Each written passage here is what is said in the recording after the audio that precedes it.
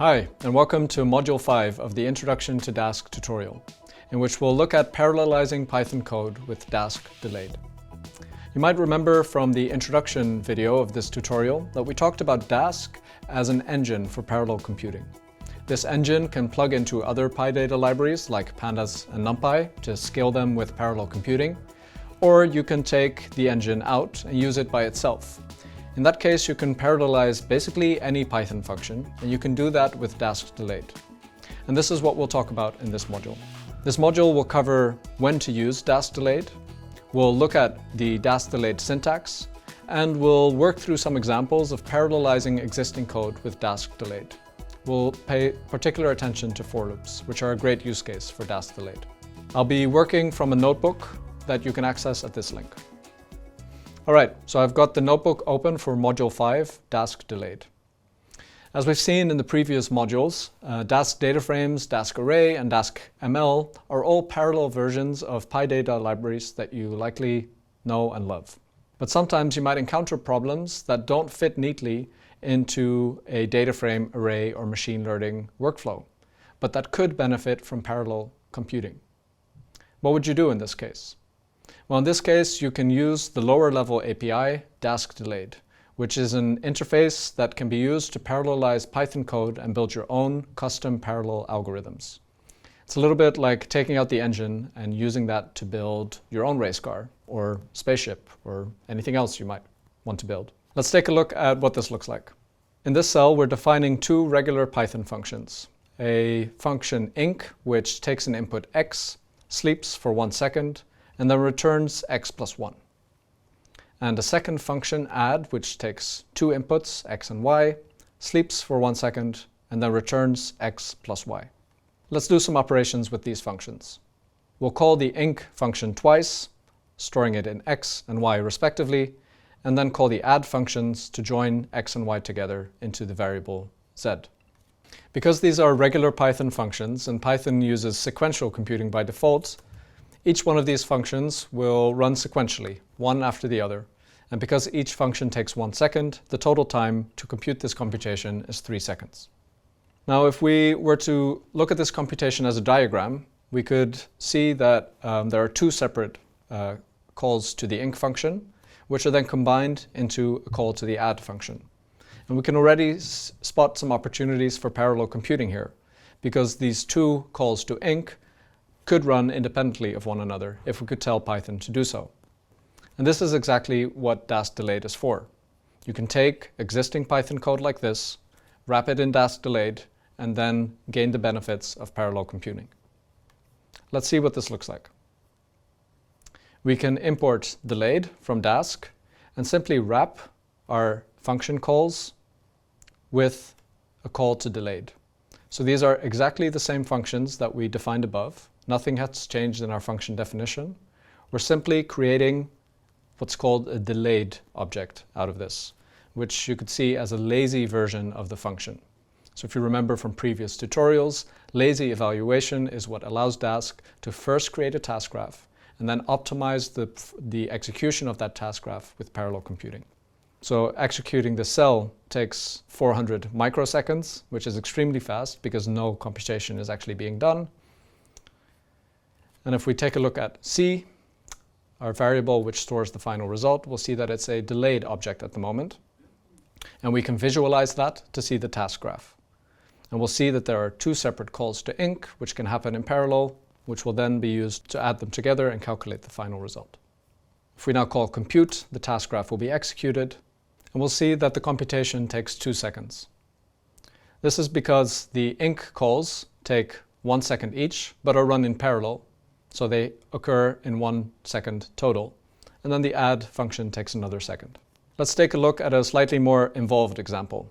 Let's look at how to parallelize a for loop. For loops are a great use case for Dask delayed because they are repeated iterations of independent code. We'll start by defining a list called data, which contains 8 integers from 0 to 7.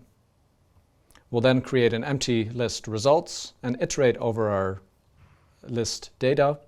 And for each iteration, call the inc function. And then append all of the results into our results list. And finally, we will call sum on the results to get the total. Now if we run this, first I have to create the list. Now if we run this cell, this will take 8 seconds to complete because there are 8 calls to inc in the for loop, and each call to inc takes 1 second. And now we have our final result, total, which is 36. Time for the first exercise of this module. If you look at the code above, you can see that the inc and the sum operations could be done in parallel. So the exercise here is to try to use Dask delayed to parallelize this sequential code and use parallel computing to make this run faster. Take a couple of minutes to think about this and try some code out, and you can always uncomment and run the cell below to see the solution.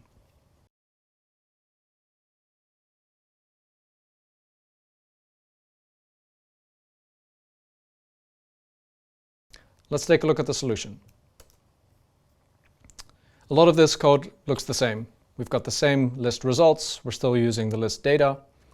What's changed is that we are wrapping our inc function in a Dask delayed, and the same with our sum function. We'll run this cell, and then we can take a look at our variable total, which currently doesn't store the result yet. It just is a delayed object containing the task graph with all of the instructions needed to get the final result. And if we look at the task graph, we'll see 8 separate calls to inc, 1 for each iteration of the for loop, and an aggregation of sum to get us the final result. If we call compute on total, that will execute the task graph. My machine has 8 cores, so all of these inc calls can run in parallel, and the total computation will run in 1 second. This is starting to look like more of an impressive speed up, right? We're going from 8 seconds to 1.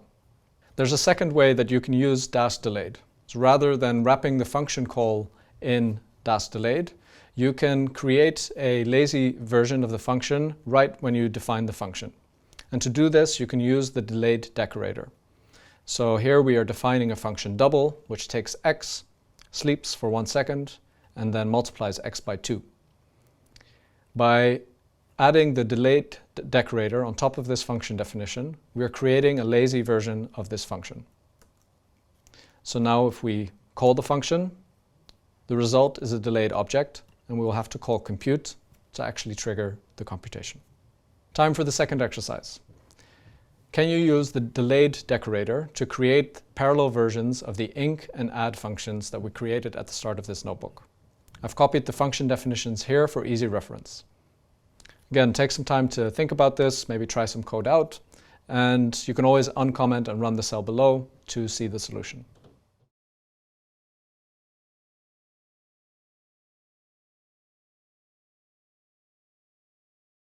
Let's take a look at the solution.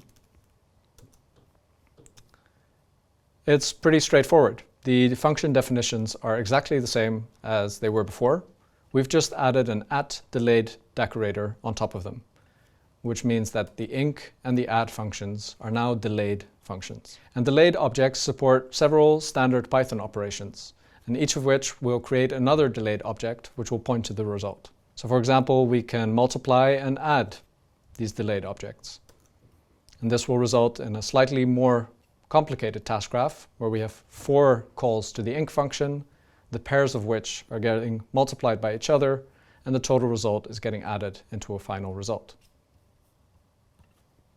Calling compute will trigger the computation, and again, because my machine has 8 cores, we can run all of the inc calls in parallel, resulting in a total computation time of 1 second.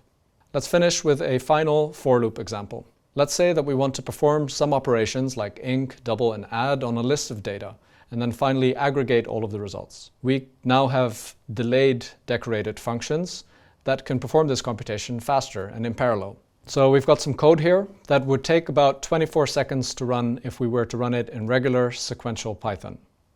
But we've already decorated our inc, our double, and our add functions with the delayed decorator, which means that these can now run in parallel. Let's take a minute to walk through what this code does. We're creating a list data with 8 integers and an empty list output.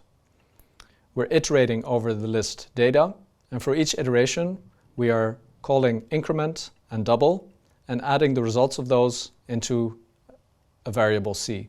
We're then appending that result to our output list. And finally, we're summing over all of the results in output to get our total result. So running this, we see that total is a delayed object at the moment that contains the task graph. I won't walk through this one in detail, but it might be a fun exercise for you to do that yourself to see what Dask is doing.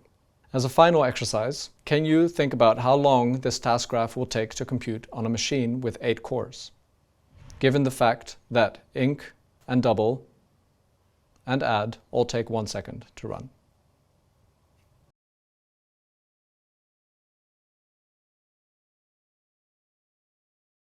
Let's run the computation to find out. The computation took 3 seconds to run and yields the final result, 92. This concludes Module 5 of the Introduction to Dask tutorial. We looked at when to use Dask delayed and took a close look at the Dask delayed syntax, both the delayed wrapper and the delayed decorator. And we worked through a few examples of parallelizing existing Python code with Dask delayed. So what's next? Well, you've actually completed all of the 5 modules in this training course. So congratulations!